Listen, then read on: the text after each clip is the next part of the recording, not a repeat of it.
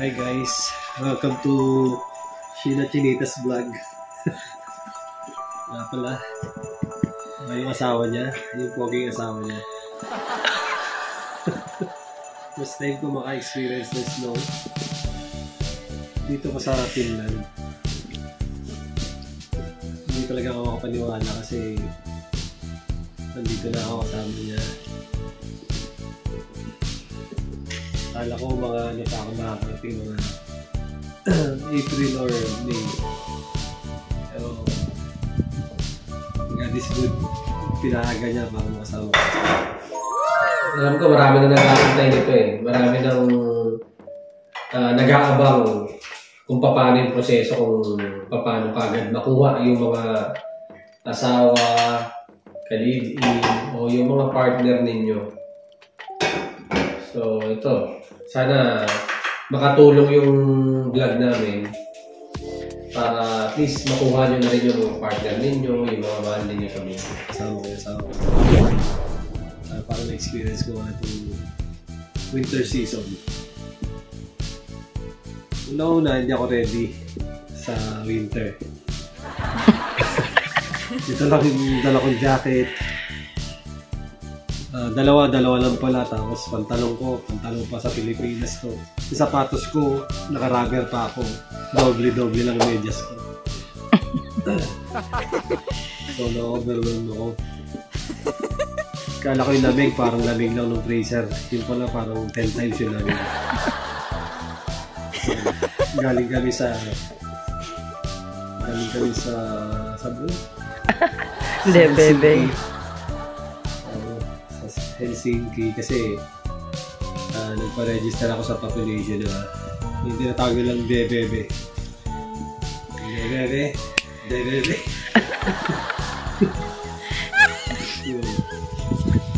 So ako muna magte-take over para sa kanya, sa vlog niya. Unang-una, paano ba ako nakapunta dito? Unang process na ginawa namin, nag-process ako ng PSA ko, PSA ng marriage contract namin. Since kasal kami, pina-apostel namin yun sa DFA. Reminder nga pala, no? Bago kayo magpa-apostel, much better na bago yung mga dokumento ninyo, like yung PSA ninyo, valid dapat ng 1 year. Mas maganda yung bagong kuha ninyo. Yan yung isasubmit ninyo. Kasi nangyari kasi yun sa akin, umulit ako ng apostel nung tumawag sa akin yung embassy ng Finland. Binerify yung PSA ko. I mean yung marriage contract namin. So, naipasa ko yung 2019. So, kumuha uli ako, pero hindi naman na in-advise na sa akin na huwag na ako magbayad. Ipasa ko lang ulit. Luckily na kagad tayo na upload. That's yun. Hello guys! Welcome to Chinitas vlog, Chinitas vlog. And for today's video, i-continue lang namin yung yung unang video. Si Daddy Elgin. Bali, i-vlog namin ngayon yung process ng resident permit on the basis of family ties. Okay? So, kain tayo guys. Gatas muna tayo.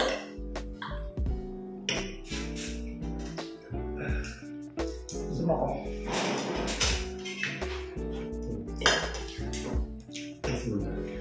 Okay. So, umpisahan natin sa marriage contract. Dahil yung husband ng kinuha ko, yung husband ko yung kinuha ko. So, ang una naming ginawa ay pina-apostel namin yung marriage contract. Actually, sinabay ko na rin yung birth cert ng mga anak ko. Kasi nga, plano ko na kunin lang siya. So, para kung sakaling makaalis siya at maiwan yung mga bata, okay, apostel na rin yung birth cert ng mga bata.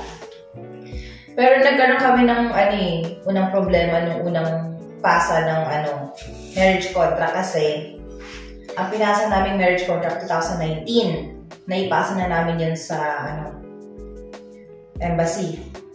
Yun nga, at tinawagan yung husband ko kaya umulit kami ng pa-apostel. So, kumuha muna siya ng marriage contract ulit at birth rate, and then pina-apostel namin ulit. So, yung pag-apostel ng marriage contract tsaka yung birth rate, July 12. July 12. Tapos i-release siya dun sa DFA, di ba? Magpapa-apostel ka doon. Tapos i-release yun sa Double Dragon. So, dalawa yung pagpipilian nyo doon. Kung gusto mo ng regular lang, 100 yun. Pero kung gusto mo ng mabilis mo siya makuha, Expedite. pa-expedite mo siya, Sabihin mabilis. 200. So, regular lang naman din yung kinuha namin. Yung sa akin. Pabilis lang din naman. So, nakuha namin July 19. So, 1 week lang naman. So, hindi ka masyadong busy, hindi pa schedule mo na lang ng gano'n. After nun after pa-apostel nun, ginather ko na yung ibang documents para ma-submit sa embassy. So, ipapa-legalize mo na siya. Isa sa requirements yun eh. Yun yung mga piniprepare. Unang pinirepare ko yung pa-legalize mo na yung marriage certificate namin. Nung pina-legalize ko siya, Bali, ang legalization ngayon, nagbago siya. Nung una, 1,650 lang siya eh. Nung July ako nagtanong. Nung nagpa-legalize na kami, start nung September, biglang naging 3,700, nagdoble. So, sabi ko nga, sayang na pala pinalegalize ko na yung sa mga anak ko tsaka yung sa kanya. Sayang din yun, di ba? 2 documents na sana yun. Pero, anyway, wala tayong magawa kundi, syempre, sundin pa rin ang process. So, yun, 3,700 yung palegalize. Bawat isang documents, pesos. Tapos, mag-a-add ka ng 300 pesos para sa delivery, LBC. So, isasend nyo lang yung docs nyo through LBC, and then isasend lang din ni embassy pabalik sa inyo through LBC. So, para malaman nyo yung bank account, hindi ko pwedeng ilagay dito kasi nagpabago-bago sila eh. Pwede kong ilagay yung email sa description para ma-email nyo sila, makapag-send kayo, makapag-inquire kayo. So, yun, i-email nyo muna sila, in-email ko yung consulate, para makuha ko yung bank account, at kung magkano yung price, at yung address kung saan isi-send yung documents. So, email nyo lang sila. Ayun. And then, nagpa-legalize kami September 20. Hindi. Nag-repeat pala kami. So, sabi natin yung repeat na lang. Kasi yung pinakauna September 20. So, nag-repeat kami ng September 22. Ay, tama ba? Nung nagpa-legalize nga kasi kami nung una, yun nga, nagka-problema nung tumawag yung embassy dahil nga, kung aware daw ba ako dun sa PSA na marriage contract namin. So, sinabi ko, hindi nga ako aware sa ganun. Sa date 2019 kasi sa may PSA ko, sa akala ko pwede. So, kailangan yung medyo updated talaga. Tapos, sinabi sa akin, binigyan ako instruction na magpa-apostel na lang ulit ako. Tapos, wala nang bayad yung palegalize ulit.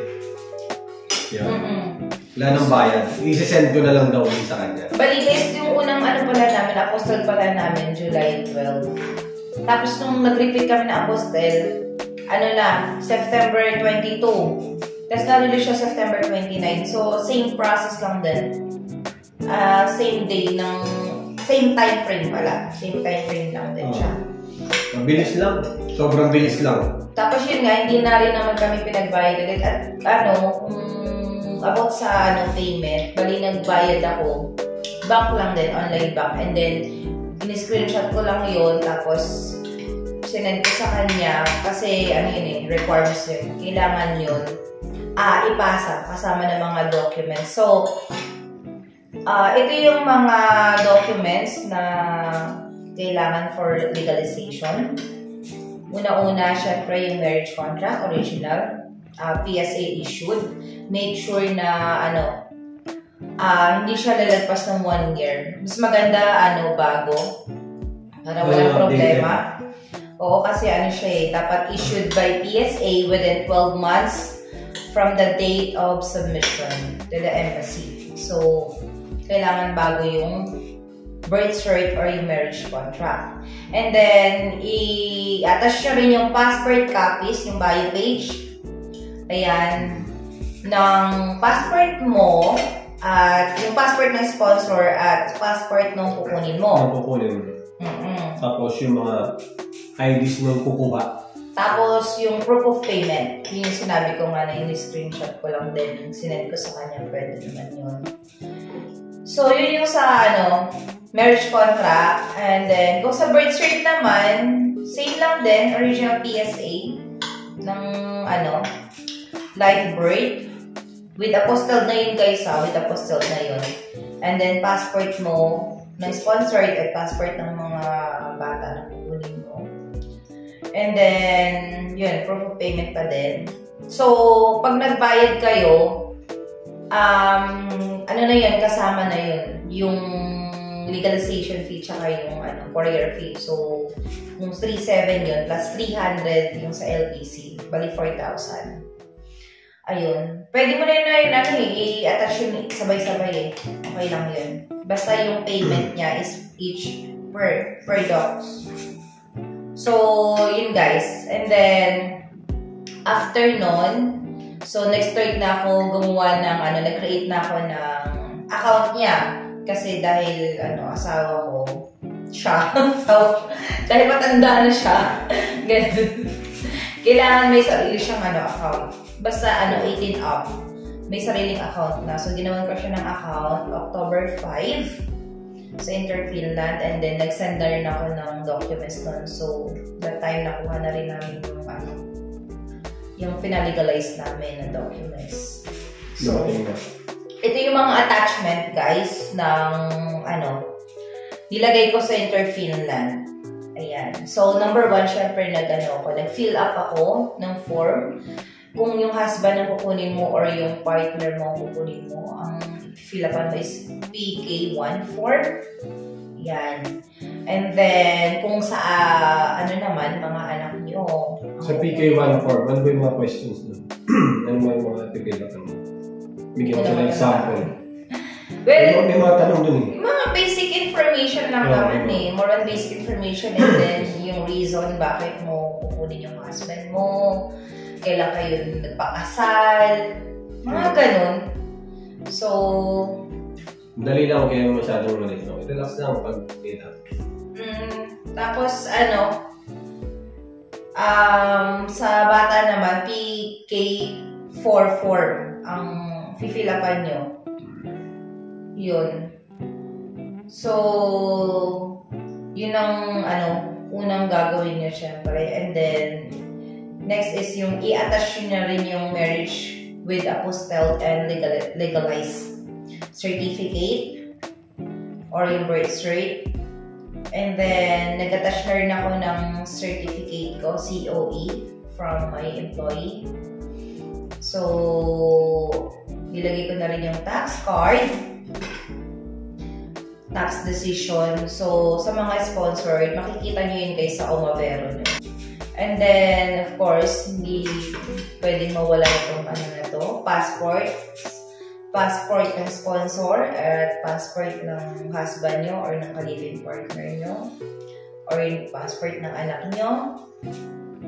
Ayan. Pag sa anak, medyo marami. So, sa husband muna kasi siya pa naman yung nakuha ko. Ibang topic naman guys pag nakuha ko ng anak ko. God's will. Tapos, yung last. And then, of course, yung resident permit. So, yun, in-attach ko rin yun. At, syempre, bank statement. Hindi naman ako hiningian ni Interfinland ng payslip. Bank statement lang yung ano mo. Pero may naka-notes dun na in case na parang isasend mo yung payslip mo pagka hihingiin nila. Pero yun nga, hindi naman hiningi ni Interfinland yung payslip ko. At guys, pinrocess ko to October. Nag-start ako ng application ko, di ba? October 5. So, nag-start ako, nakarating pala ako dito guys, April 23, 2023. So, nag-start ako mag-work May 4, 2023. So, imagine, April, let's say May, June, July, August, September, October. So, 5 months lang ako nito guys na nag-process ako. Start ako mag-process ng application sa kanya, sa husband ko. Ayan. So, reminders guys, lahat ng sinend nyo sa Interfinland, yun din yung isasend nyo sa kukunin nyo. Sa husband nyo, sa partner nyo. So, nagdagdag na lang din ako dun ng payslip in case lang naman, diba? So, ayun. And then, pagkatapos kong mag-fill up at ilagay lahat ng attachment, automatic naman nagsabi si Interfinland na pwede na siyang magpunta sa BFS. Kailangan niya mag-show personal. Ayan. So, nung nagsabi ng si Interfinland, nag-email ako kay BFS. Nag-email ako sa kanila for appointment. So, nag-email ako for appointment October 9 sa kanila. And then, October 10, nag-reply sila agad for appointment. At nilagay ko nga pala doon sa request date ko. Kasi merong request date kung kailan mo gusto. So, nilagay ko doon October 17. So, yun yung biometrics niya. At thanks God naman yun naman din yung binigay talaga ni VFS sa akin. October 17. Bago mo birthday. Tumating yung yung visa. So, yun nga guys, yung sa payment naman ng biometrics,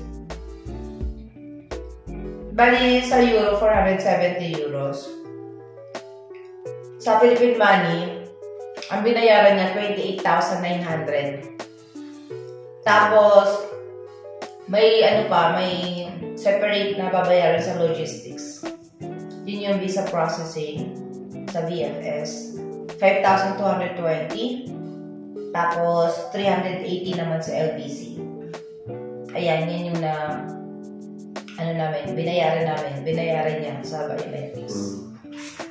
So, yes, pwede niyo siyang bayaran cash, personal, pagka, during appointment. Pwede rin namang online, pero mas, kampante ako. Mas okay na yung pag-cash. Kalo. Kahit saan doon, depende sa inyo. Tsaka, agahan nyo lang pag pumunta kayo doon, pag nagpa-biometrics. Agahan nyo. Hindi naman siya ganun kahaba lagi yung pila, pero syempre, mas maganda kung maaga kayo doon. Saka, kumpletuhin nyo yung mga dokumento na isasubmit nyo doon sa I-check kasi doon sa may, doon sa BFS. May mga kopya ka dapat. Yung original at saka yung Xerox copy o yung photocopy. Ibukod mo na yun, i-ready mo na para smooth lang din yung process to pagdating doon.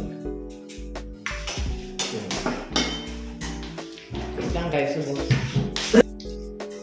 so, yun nga guys, and then October 17, di ba nagpa-biometric siya? So, yun yung pinaka-start talaga ng process, October 17. October 18, so, nag-send sa akin ng email yung Interfinland Embassy. At makikita mo rin, matatrack mo rin dun mismo sa may Interfinland yung process, makikita mo dun. So, October 18, na-receive na nila daw yung documents and then yung payment. So, November 7, so from October 17, na nag-biometric siya, November 7, nakuha namin yung decision. So, na-receive namin yung decision, positive decision. Thank you, Lord. Ayun, so, unexpected. Kasi nilagay ko dun sa sa may PK1 ko. Meron din yun dun yung parang kailan mo gustong nandito yung husband mo, or yung partner mo, yung anak mo. So, nilagay ko dun. November 12. Oo, November 12. So, thanks God. Kasi imagine, November 7, na-approve na nila yung visa. Chine-check ko nga doon sa may sa may Migri. Kasi makikita mo rin doon kung parang yung time frame ng process, which is lumalabas doon April 2024 pa, sabi ko. Tagal, pero parang lakas lang din ng yan yung pinaka-ano nila. Nafe-feel ko siya na, hindi, November ito. Mabilis lang ito. Sinabi yun sa embassy. Ang parang maximum na pag-aantay nyo, aabuti ng April, gano'n. So ako naman, inaantay ko parang, nag-expect na lang ako ng parang, siguro April pa, Niyaya ko lang. So yun, hindi ko akalain nung bilis. Dumating ka agad. Tapos yun nga, guys. November 8, na-order na nila yung card, and then, birthday mismo ng husband ko, November 15. Dumating yung card. Diba? Ang galing-galing. Bilis. Sobrang bilis. Kung iisipin mo, lang, October 17 and then November 7, diba? Wala pang isang buwan. Kasi wala pa talaga isang buwan. Tapos, yung sa ticket naman niya, different vlog na lang yun. Ibang separate vlog, different. Separate vlog na lang yun, guys, kung paano ko nakuha yung ticket niya. Bibigyan ko kayo ng tips dyan, Char. So, ayun guys, nakarating siya dito sa Finland, November 25. Yun, congratulations! Dami din ako dito. Dami snow. As in. Hindi ko akalain, nandito na ako.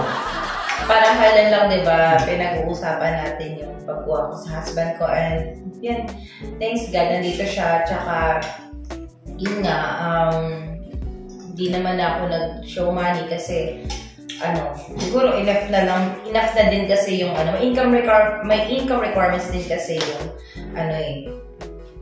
yung Migri. So, which is, I think, pasok naman yung income requirements ko. At, reason ko naman kung bakit husband ko lang muna yung kinuha ko kasi gusto ko muna muna kami dito. Settle muna kami dito. Magkaroon muna kami ng mga sarili ng bahay bago makuha yung mga bata kasi nag-aaral pa naman sila yun. So, kung may marami naman pera, okay, may extra ka. Bakit hindi nyo kunin? Mas maganda kung kunin nyo. Pwede din mo, guys.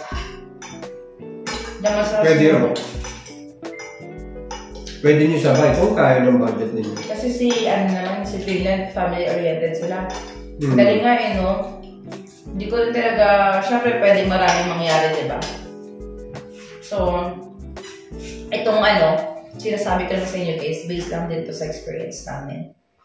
And gusto kong mag-thank you sa mga tumutulong sa akin, mga tumulong sa akin during process, kay Miss Andy's Diary. Thank you so much, napaka-active niya. Talagang lagi siya nagre-reply sa akin. Kay Sir JR. Sir JR, isa siya sa na-interview. Na-interview siya ni Miss Irene. So, mapapanood niyo rin siya sa YouTube ni Miss Irene. Siya yung, pinagtanong ako kasi siya yung unang nakakuha ng family. And then, thank you din kay Ma'am Casey. Thank you so much sa tulong doon. Siya rin yung napagtatanungan ko kung paano mag-fill up dun sa form. Yan, kung ano yung mga ilalagay kasi although personal siya, medyo syempre parang gusto mo din masigurado na okay yung mga ilalagay mo doon na information, di ba? Thank you so much, guys. Ayan. So, andito na siya and hopefully, sa next vlog ng family ties namin ay mga anak ko na yung Kinabahan pa ako, kala ko, hindi na naman ako matutuloy. Experience kasi ako, may upload kasi ako 2 beses. Kaya na secondary ako. Kaya, hindi naman ako kinabahan nga lang, parang nalungkot ako kasi baka... Yun guys, kung may experience kayo na na-upload kayo before, and then paalis kayo, huwag kayo matakot. Kasi, basta legit naman lahat ng dala-dala nyo lahat ng documents nyo, legit naman. Makakalis kayo. Basta pagka alam nyo na may history kayo ng offload, at aalis na kayo, kailangan agahan nyo. Agahan nyo kasi talagang panigurado na magkakaroon kayo ng second interview. Kaya agahan nyo guys. Tapos, yung mga dokumento na sinabit ninyo, ipakita nyo yun. Dalhin nyo. Kasi kita nyo malakas ako kumain. Hihiramin nila sa inyo ng immigration sa Pilipinas. Tapos, i-scan nila yun para matanggal yung sa offload ninyo. So, ino-note nila, re-remarks nila yun. Legit naman yung mo eh. Yun naman talaga yung nakakakaba, di ba? Pero, basta legit yung papers nyo, may laban naman kayo. Yun. So, gano'n. Hindi ko na masyadong maikwento lang. Basta gano'n ang nangyari. At least, thankful ako kasi siguro kaya hindi siya pinaalis noon that time kasi hindi nga legit yung pag-alis niya. Diba? At hindi talaga siya para sa Japan. Para dito siya sa US. Ganun lang. So, kung meron mang hindi magandang nangyari sa atin, just i-hug mo lang yun and then bangon ka lang ulit. Isipin mo na may reason. Lahat ng bagay may dahilan. Lagi natatandaan yan. Pero basta huwag ka lang huminto. Tuloy lang ang laban. Dahil hindi naman ibig sabihin na kaya hindi binigay sa'yo yan parang wasak ka na, ganun. Tapos katapusan na ng mundo. Hanggat may buhay nga may pag-asa. So, laban lang guys. Hanap lang kayo ng parang. So, yun guys, at nakadalawang plato ako. Nakadalawang plato ako. So, hindi naman halata na ako yung malakas kumain, di ba? So, thank you so much guys, and gusto ko lang din i-share sa inyo na good news, na monetize na po yung YouTube ko. Thank you so much. Sobrang laking tulong ito, and hopefully, why not, diba? Pagka naging okay na yung YouTube ko makatulong din ako lalo sa mga first timer na makapunta dito kasi mahirap mag-umpisa. Mahirap sa umpisa. As in, na-experience ko yan. Buti na lang pagkarating namin dito mga ilang araw na pag-start kami sa trabaho. So, iba-iba kasi ang naging experience. So, yun.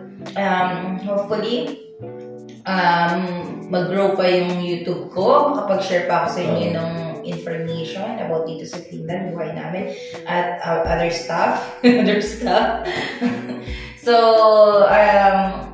sa ngayon guys, kasi nag-uumpisa pa lang naman ako. Sana, kung may makita kayong ads, huwag niyo muna skip. Huwag niyo muna skip. Huwag kayo mainit. Please. Thank you so much. And sa mga new subscriber ko, welcome to my channel, Sheena Chanitas Vlog. So, good luck guys sa mga nag-aaral, sa mga nangangarap. Go lang, tuloy lang, pray hard, work hard. Bibigay rin yan sa inyo ni Lord. Talagang dadaan talaga tayo sa butas ng karayong. Then, after nyan, masarap sa pakiramdam. Kasi sobrang sarap sa pakiramdam. At, syempre, kapag tinuloy mo yan, yung alam mo yung raras mo yung buhay na mahirap, talagang yun yung nagpapalakas sa'yo, di ba? Yung nagpapalakas sa'yo, kaya laban lang. Para sa ekonomiya ng Pilipinas. Ayun.